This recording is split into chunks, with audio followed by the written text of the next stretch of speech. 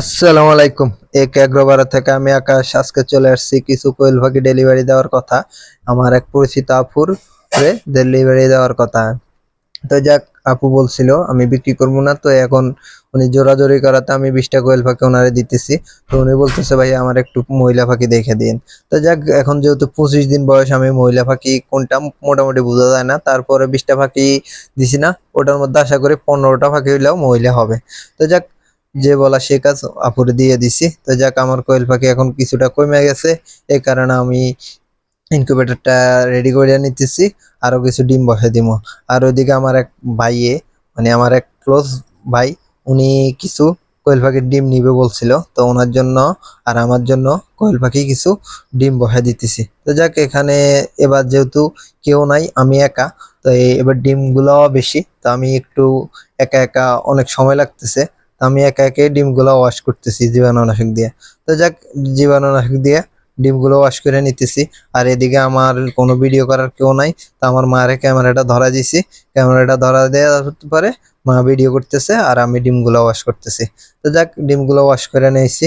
তারপরে এবার যেহেতু সময় কম, টিস্যু দিয়ে মুছতে পারতেছি না, তো এই ডিমগুলা রাইখা দিছি একটা ঝুড়ির মধ্যে। মানে সাজের মধ্যে রাখছি। এখন ডিমগুলা বাতাসে মোটামুটি শুকিয়ে গেছে। আর আমি এখন ডিমগুলা নিয়ে ইনকিউবেটরে বসাই দিতেছি। কেননা যদি ভিজা থাকে, ডিমগুলার কারণে আর্দ্রতাটা বাইরে যাইব, এই কারণে আমি ফ্যানের তলে ডিমগুলা শুকিয়ে নিছি। তো যাক, আস্তে আস্তে ডিমগুলো আমি বসাই দিতেছি, ইনকিউবেটরটাও চালু রাখছি। আর বৃষ্টি হইতেছে বাইরে, তো চিন্তা করতেছি কি কারেন্ট এবার কেমন থাকে না থাকে জানি না।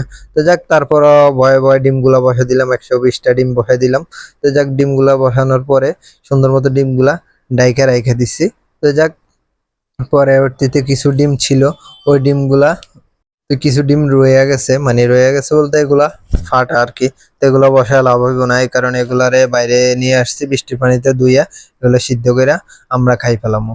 তো যাক, বৃষ্টির পানিতে ধুইয়া নিলাম। আর বাইরে বৃষ্টি বজ্রপাত হইতেছে, বৃষ্টি হইতেছে।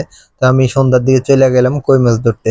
যেহেতু এতদিন বৃষ্টি হয় না, বজ্রপাত হয় নাই, তো এই কই মাছ উঠে নাই। এখন যেহেতু বৃষ্টি হয়েছে, বজ্রপাত হয়েছে, কই মাছ উঠবে, কারণ আমি চলে গেছি কই মাছ ধরতে।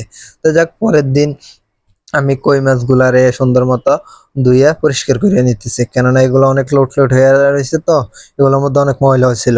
তো এগুলার দুইটা পাতিলের মধ্যে আলাদা করে নিছি। এখানে 122টা কই মাছ পাইছিলাম আমি। তো 122টা বড় ছোট এমনকি মাঝারি। আর আগে যে ইটা পাইছিলাম 48টা, ওগুলা ছিল আরো কিছুদিন আগে, ওগুলা ছিল বড় বড়। তো যাক, আমি আমার পাখির খাদ্য, মুরগের খাদ্য আনতে গেছিলাম, আর একটা রাস্তার উপরে, মেন রোডের উপরে একটা ছোট কচ্ছপ হাঁটতেছে। তো ওটারে আমি নিয়ে আইছি, যেহেতু ওটা গায়ের নিচে পড়তে পারে। তো ওইটার আমি নিয়ে আসছি। নিয়ে আসার পরে একটা ভিডিও দিছিলাম, শর্ট ভিডিও। ওই ভিডিওতে দেখছিলাম ওইটা আমার হাতের চেয়ে আঙ্গুলের থেকেও ছোট, মানে 1 ইঞ্চির নিচে। তো যাক, এটা মনে হয় বাচ্চা ডিম ফুটে ফুটছে হইতে পারে। তো ওটা নিয়ে আসছি, নিয়ে আসার পরে ওটার একবার ভাবতেছি কি পুকুরে ছাড়বো নাকি ছাড়বো না।